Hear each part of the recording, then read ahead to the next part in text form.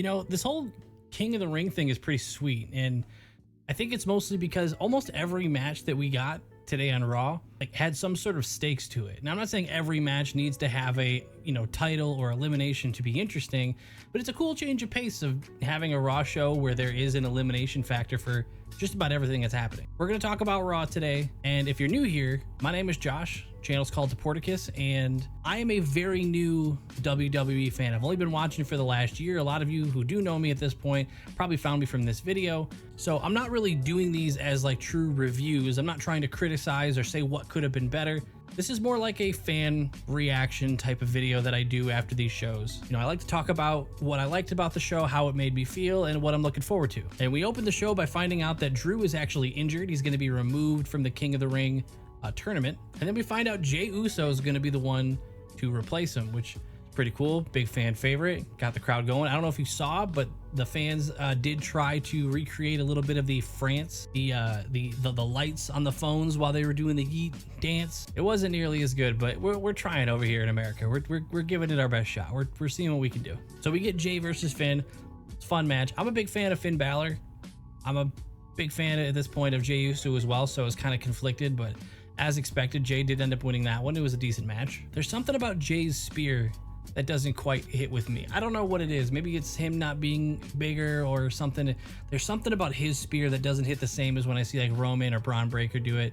It probably is the speed and size that he doesn't have, but it's fine. But what needs to be highlighted is Drew leaves the arena immediately after CM Punk rolls up, gives this promo, and the gist of it was, I'll see you in the near future. Looks like CM Punk is cleared. He's not wearing anything in his arm. Hopefully Drew's not going to be out too long, but I think we just got a teaser, our first teaser between the two of them for something that's going to go on at Clash at the Castle. I think King of the Ring and everything is too soon, but Clash at the Castle isn't that far off. It feels like it is because it's 2 PLEs away, but if you look, King and Queen of the Ring is on May 25th. Clash at the Castle is June 15th. It's like way less than a month after it, so I feel like this period of time between now and Clash at the Castle is gonna fly by. So we're getting 2 PLEs in the month of May and then getting another one less than a month later. It's awesome. Io versus Natalya was fine. It had a pretty slow start, but it ended up picking up by the end. Io ends up winning that one and moving on. And today is where I got my first real taste of Ilya Dragunov. He took on Ricochet, which, with all the great things I've heard about Dragunov, I was pretty confident this was going to be a good match because he's going up against someone who I know puts on good matches, and Ricochet. But really quick, I have an issue here, and tell me if this bothers you. This could just be a me thing, but I thought Ricochet was the speed champion. I thought he had the speed title. Why isn't he walking out with it? I understand it's only on Twitter, but I feel like it's a title. It's a title. I don't see any reason why not to bring it out. It's an advertised event that happens every week, and they talk about it on TV all the time.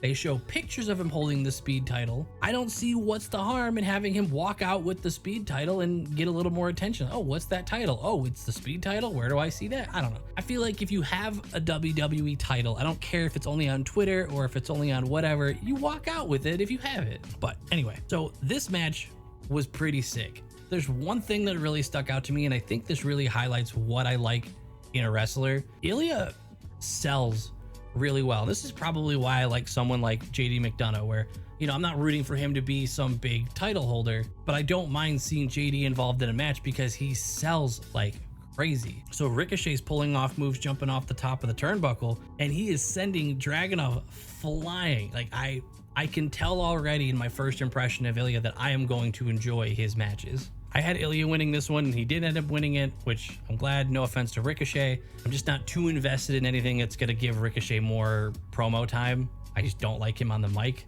And by the way, those of you who are subbed to the Patreon, I did post the next reaction. I watched Sami Zayn versus Shinsuke Nakamura. I think it was NXT TakeOver Dallas, and that match was fire. So if you want to see me watch that for the first time, check out the Patreon. We are watching CM Punk versus John Cena at Money in the Bank 2011, I believe. That one's going to be going up in the middle of this week or a few days after this one goes up. If you want to check that out, the link will be down below. But back to the video. Up next was Zoe versus Ivy Niles. The match was fine. I'm going to be honest, this one was kind of a snooze fest for me, which sucks because I really like Zoe. And I'm going to talk about this in a video that I have coming out soon. But Zoe Stark is someone who I actually think is kind of a sleeper pick in like the future top women in the company. I think she has that personality and she has that heel charisma that I think could do really well. And Ivy Niles is just kind of a badass, so she's easy to root for. But that brings us to Chad Gable and Bronson Reed for about the 100th time in the last 2 or 3 months. At this point, like, just give Bronson a title match. Like, he's been just barking for it and pushing for it and having all these same, I swear Bronson has the same cutscenes backstage about, oh, give me a shot at the Intercontinental title forever now. Just do it. And that's what I was thinking during the show. And turns out that's exactly what's going to happen, because Sammy interfered with their match, resulting in a DQ. This was not a King and Queen of the Ring match, by the way. It was just a I don't like you match. And Sammy comes out and says, all right, we're going to do a triple threat. Sounds like it's going to be at it sounds like it's going to be at King and King. It sounds like this match is going to be at King and Queen of the Ring. And if that's the case, that one's going to be sick. So finally give Bronson a shot at this title that he's constantly asking for. And we get to see Sammy and Chad follow up all this, this heat that's been going on ever since he won the title. Then we had an interesting sequence. Becky comes out, starts cutting a promo. Liv interrupts it, right? Walks up, starts entering the ring, starts saying like, it's me, Liv, you gotta, it's the same. Becky and Liv have kind of been having the same conversation back and forth, but Becky's like, I'm the champ, and she's about to say something, but Liv cuts her off. She says like, I took out Rhea for you, you're welcome. Liv's basically coming in there demanding a title shot. Becky's like, yeah, I was about to give you one anyway. And then as soon as she does, Damage Control music's hit. Dakota comes out with Kyrie and Io, and Dakota's like, oh, she just gets to ask for a title match and gets it, doesn't even have to earn it, kind of thing. So Damage Control starts circling the ring like a bunch of sharks. And so for a brief moment, we get Liv and Becky almost on the same team. They're back to back doing the whole like, oh, they're surrounded. And then Liv pulls a pretty solid heel move and quickly rolls out of the ring and said, this sounds like a you problem, and bails. While she's on her way out, Becky starts getting attacked by Damage Control. She hits, the usual, she hits the first two, but the third one's just too much. She's getting pounded on. And then an unfamiliar to me music hits, because I haven't gotten to see her yet. Lyra Valkyria comes out. The fellow Irish woman comes running out, bails her out, sends Damage Control packing. And now they're showing Lyra and Becky in this kind of like a friendly situation, which I think is cool, but I am still pretty interested in this Becky versus Liv thing going on. So if she's still going to get that title match soon, I'm looking forward to that. Liv versus Becky seems like it'd be pretty fun. So this is the perfect segue into the next match for Queen of the Ring, Lyra versus Dakota. I'm going to be completely honest. I didn't love this match, and I don't have anything to criticize. I'm not a wrestling expert. I just know how it makes me feel. I know how matches make me feel, and I know how matches don't make me feel.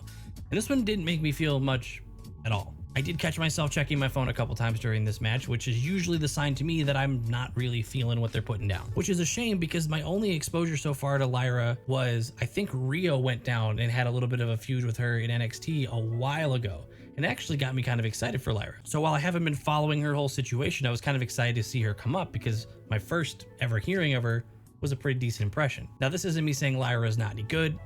I don't know. All I'm saying is that match didn't do much for me, so I'm just looking forward to seeing more. Main event of the show, Sheamus versus Gunther. Oh my God. Just look at Sheamus's chest by the end of this. Like, his fair skin is very similar to my fair skin, so now I have a preview of what exactly I would look like if Gunther chopped me like 40 times in my sensitive chest.